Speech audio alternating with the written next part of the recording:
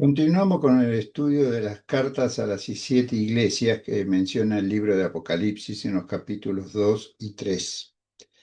En esta oportunidad vamos a estudiar el mensaje a la iglesia de Tiatira, que es la cuarta carta que el Señor envía a una de sus 7 iglesias. Esta carta está dirigida, como dijimos, a Tiatira y es la más extensa en redacción de las enviadas a las 7 comunidades de Asia Menor. Curiosamente, se trata de una congregación pequeña, situada en una ciudad de menor relevancia política, aunque ubicada en una importante ruta comercial hacia el oriente. Tiatira se encontraba, según interpretan algunos, entre 80 y 100 kilómetros al sureste de Pérgamo y era considerada por su industria del teñido de tela y por la gran diversidad de gremios laborales que mantenía activa la actividad comercial, y cada gremio vinculaba sus actividades con la devoción a una divinidad griega específica, lo que generaba un fuerte ambiente religioso asociado al trabajo. En aquel contexto, los miembros de la Iglesia se veían sometidos a una presión constante para participar en las fiestas y celebraciones gremiales, práctica que incluían la idolatría y que resultaban indispensables para conservar sus empleos y su lugar en la sociedad. Aun cuando la Iglesia predicaba una doctrina recta y promovía un genuino crecimiento espiritual, entre sus miembros surgieron algunos que consideraban necesario actualizar la enseñanza para adaptarla a la realidad que se estaba viviendo. Este fue precisamente el peligro que Jesús observó, razón por la cual les escribe, para hacerlos reflexionar sobre la amenaza que representa todo sincretismo religioso, mezclar la fe con las costumbres paganas, tanto para la vida de la Iglesia como para quienes decidan seguir por ese camino.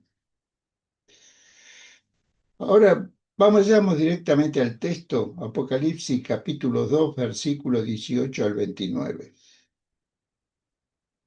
Y dice así, el Señor le dice a Juan, escribe al ángel de la iglesia en Tiatira.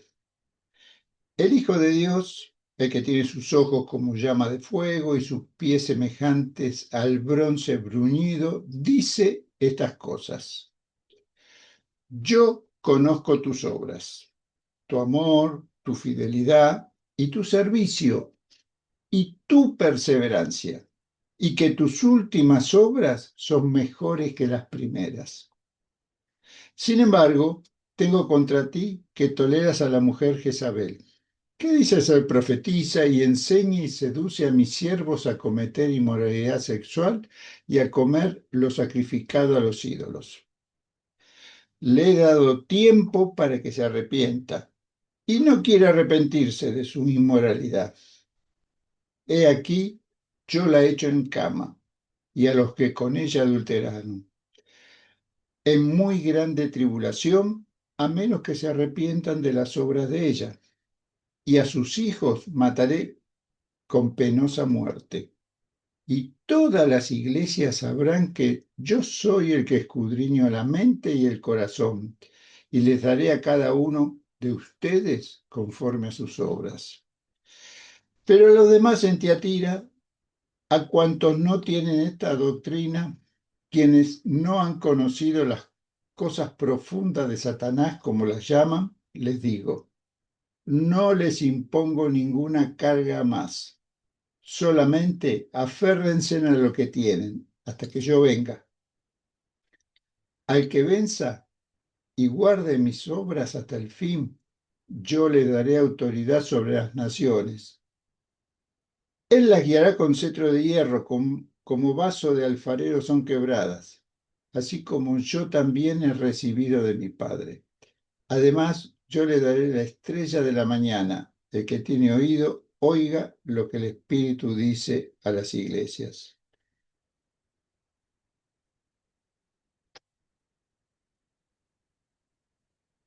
Respecto al autor de la carta, Aquí Jesús se presenta como el Hijo de Dios, en el versículo 1.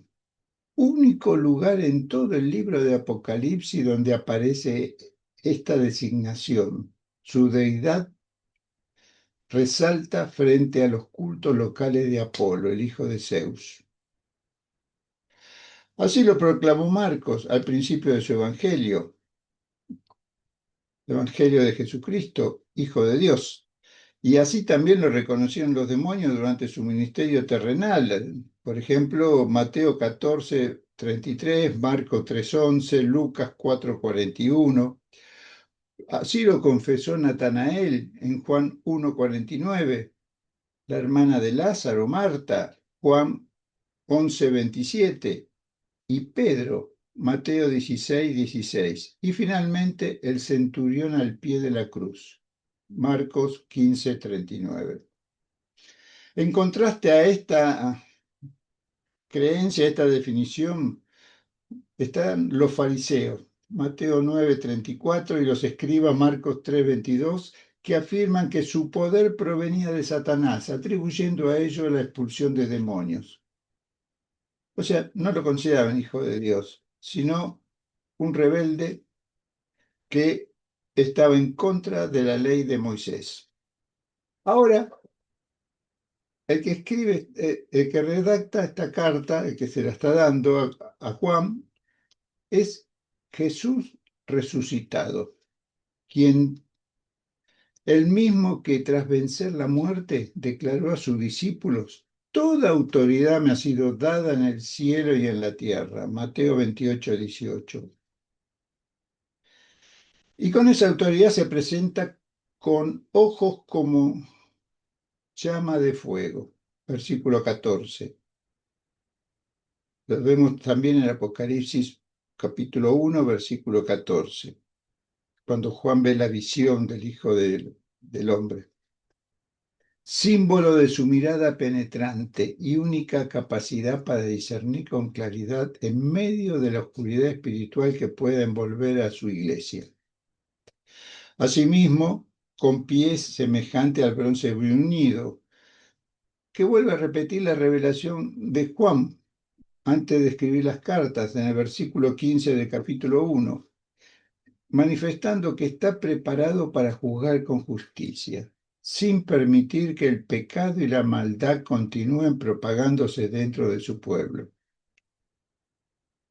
De este modo, la carta, como las demás, no se limita a una comunidad en particular, sino que se dirige a todas las congregaciones cristianas de todas las épocas, para que, como terminan todas las cartas, el que tiene oído, oiga lo que el Espíritu dice a las iglesias. Aquí en el versículo 29.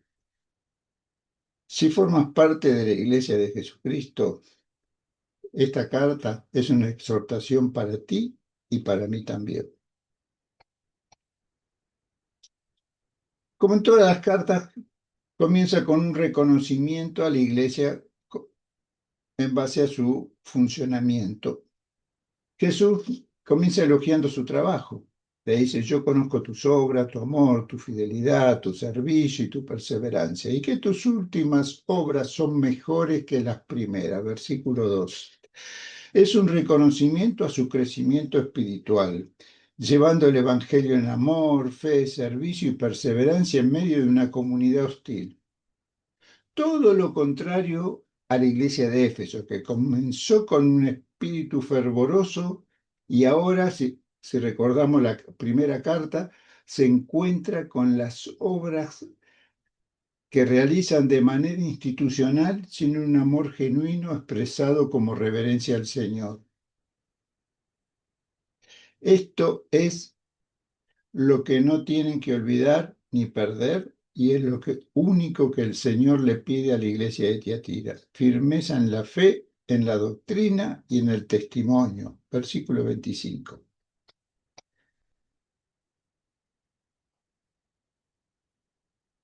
A raíz de esto hay un llamado a la reflexión. El Señor les hace ver que están dando cabida a una mujer cuyo nombre no se menciona, pero que probablemente es una líder de la congregación a la cual el Señor la compara con Jezabel, que fue la esposa del rey Acab del Reino del Norte, Primera de Reyes 16:31, quien promovió el culto a Baal, el dios cananeo de la fertilidad, la lluvia y la tormenta, y persuadió a su esposo, como declara Primera de Reyes 21:25, para hacer lo malo ante los ojos de Jehová, porque Jezabel, su mujer, lo incitaba.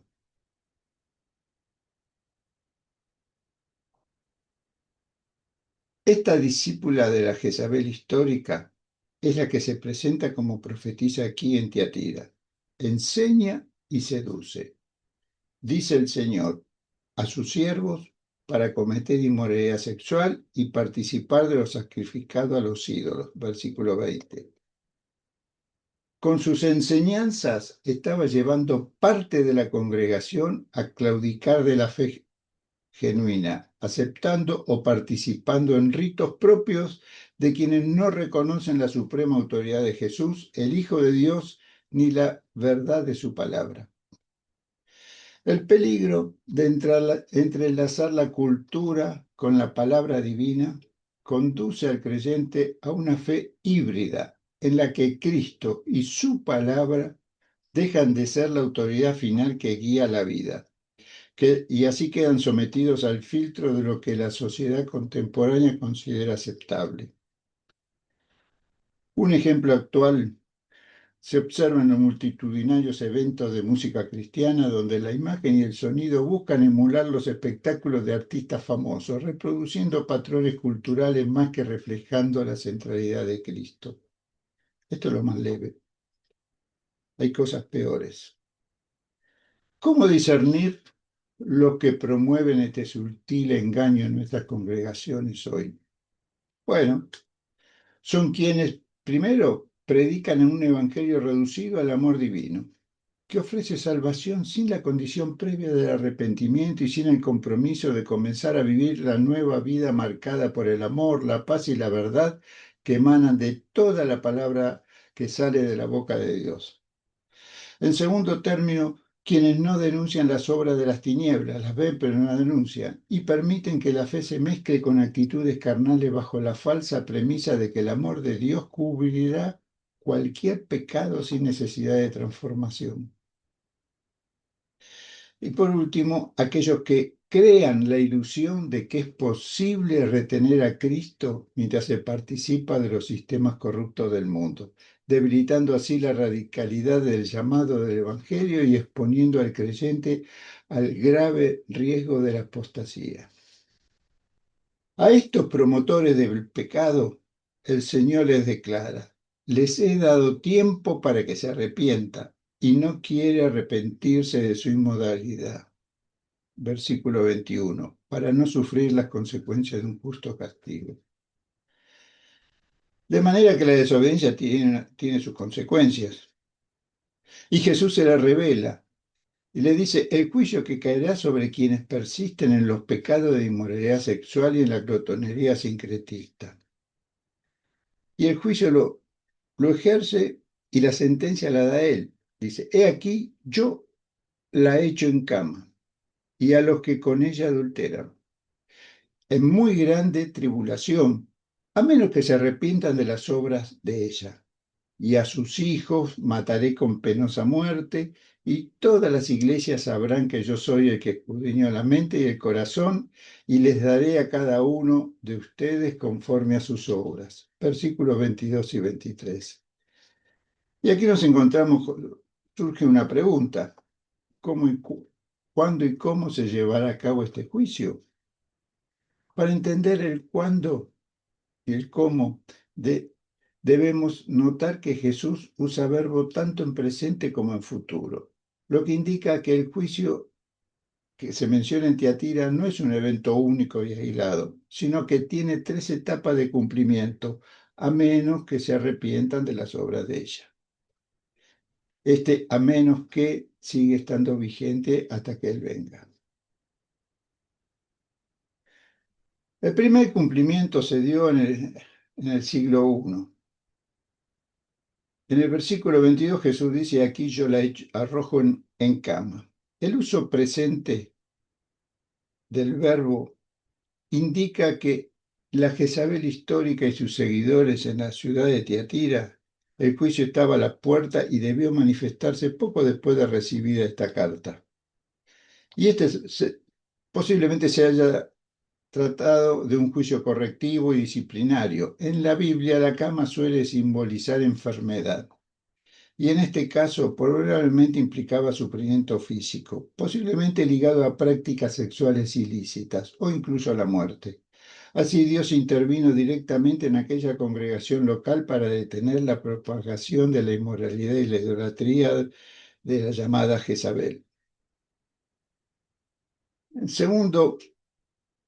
El segundo paso es un cumplimiento profético que tiene que ver con la era de la iglesia. Muchos intérpretes bíblicos ven en Tiatira un símbolo de un extenso período en la historia de la iglesia, especialmente durante la Edad Media, en la cual la institución religiosa se mezcló con el poder político y con tradiciones paganas. A lo largo de los siglos, esta fusión ha contribuido a la corrupción de la iglesia visible. En la práctica, Dios ha permitido que sistemas eclesiásticos corrompidos colapsen, mostrando así que Él no puede ser burlado y que su justicia siempre prevalece sobre las estructuras humanas.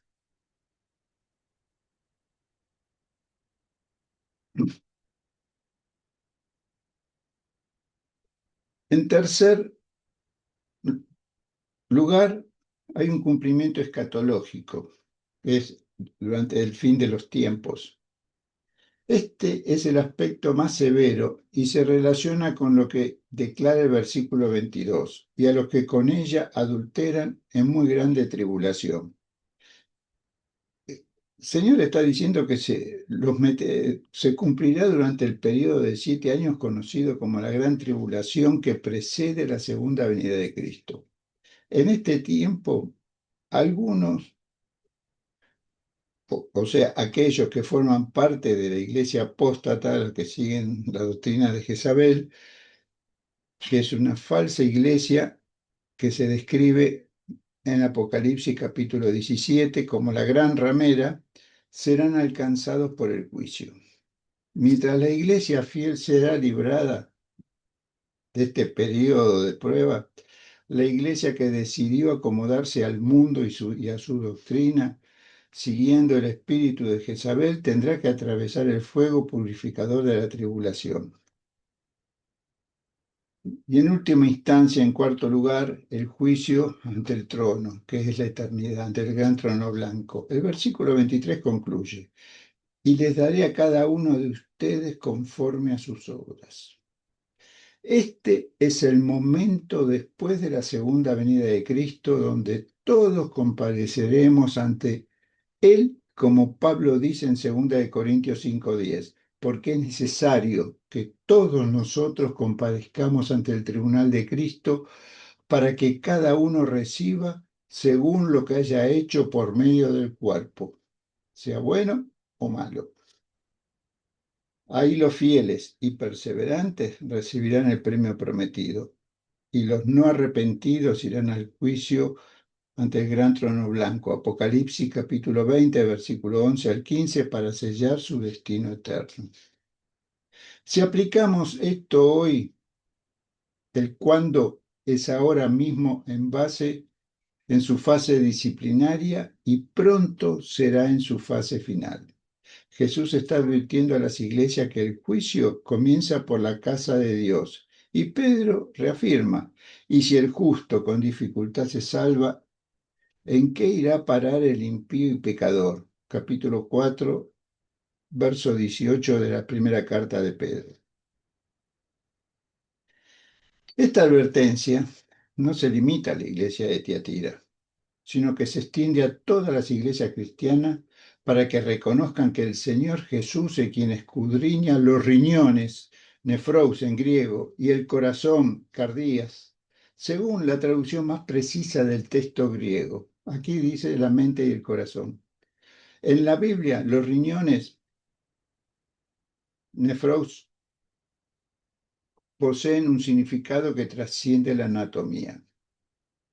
Para los antiguos hebreos, los órganos internos no solo cumplían funciones físicas, sino que eran considerados la sede de las emociones, la conciencia y la moralidad.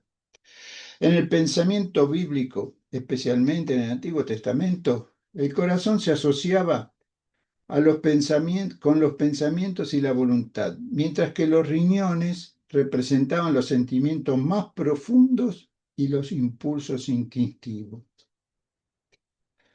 Cuando alguien atravesaba un dolor emocional profundo, la expresión hebrea más fiel era mi corazón levad se amargaba y mis riñones clayot desfallecía. Salmo 73, 21.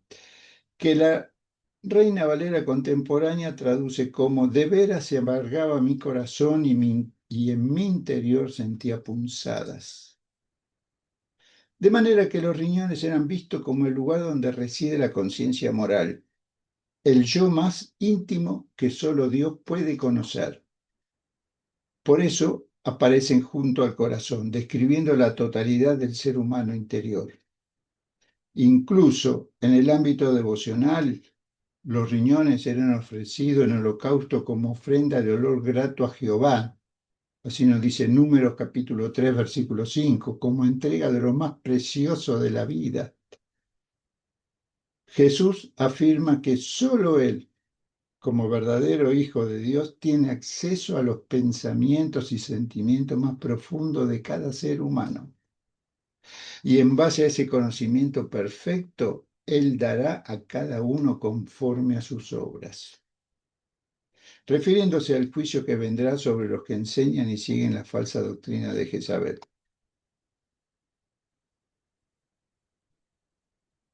Pero hay una recompensa a los fieles y perseverantes.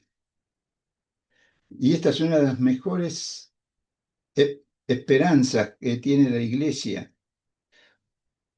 Dice, pero a los demás en Tiatira, a cuantos no tienen esta doctrina, quienes no han conocido las cosas profundas de Satanás, como las llaman, les digo, no les impongo ninguna carga más, solamente aférrense a lo que tienen hasta que yo venga. Versículos 24 y 25.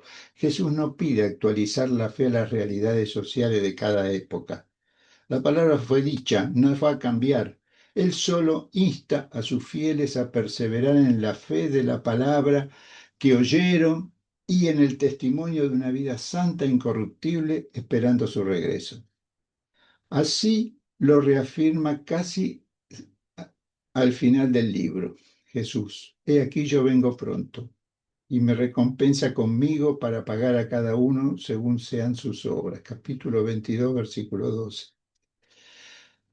Como en todas las cartas, la fe y la perseverancia en la doctrina cristocéntrica tiene su premio. A los de Tiatira que salgan vencedores, Jesús les dice, al que venza y guarde mis obras hasta el fin, yo le daré autoridad sobre las naciones. Así como yo también he recibido de mi Padre. Además, yo le daré la estrella de la mañana. Y hay un comentario entre medio que dice Juan, que pone, Él las guiará con cetro de hierro, como vaso de alfarero son quebradas. Versículos 26 y 28. ¿Por qué esta recompensa para la iglesia en Tiatira? Bueno, cada recompensa en las 7 iglesias está diseñada para contrarrestar la tentación específica de esa iglesia. En Tiatira los cristianos sufrían presión económica y política que los llevaba a ceder. Parecía que el mundo tenía el control sobre ellos. Jesús les dice, no cedan, el control del mundo es temporal. Manténganse firmes y yo les daré el control real y eterno sobre las naciones. Para concluir este estudio con verdadera gloria, nos detenemos en la promesa del versículo 28. Además, yo le daré la estrella de la mañana. Tras un discurso marcado por juicios, lechos de dolor, vara de hierro, y rompe una de las promesas más tiernas y profundas en todo el Nuevo Testamento. En el marco de la iglesia actual, su significado es vital. ¿Quién es la estrella de la mañana? Bueno, no necesitamos especular. El mismo libro de Apocalipsis nos ofrece la respuesta casi al final de la visión. Y dice así en el capítulo 22, versículo 16. Yo, Jesús, he enviado mi ángel para daros testimonio de estas cosas a las iglesias. Yo soy la raíz y el linaje de David, la estrella resplandeciente de la mañana. Gloria a Dios. La recompensa por mantenerse fiel y no ceder al pecado no se limita a reinar con él y con autoridad en su venida. La verdadera recompensa es Cristo mismo, ofrecido en una dimensión de intimidad más alta y más profunda. Es la promesa de comunión eterna con Él, la luz que disipa toda tiniebla y la esperanza que inaugura un nuevo amanecer. Hay un simbolismo. La estrella de la mañana, que es el planeta Venus, aparece en el cielo cuando la noche es más oscura y está anunciando justo la venida del sol, que va a salir el sol. Para la iglesia actual, el mundo puede parecer sumergido en una oscuridad moral creciente, cada vez va en aumento. El espíritu de Jezabel dominando la cultura, tratando de someter a la iglesia, pero para el que se mantiene fiel, Cristo se manifiesta como el anuncio de que el día está a punto de comenzar. Mientras el mundo enfrenta el juicio, el vencedor recibe la seguridad de que la noche está terminando.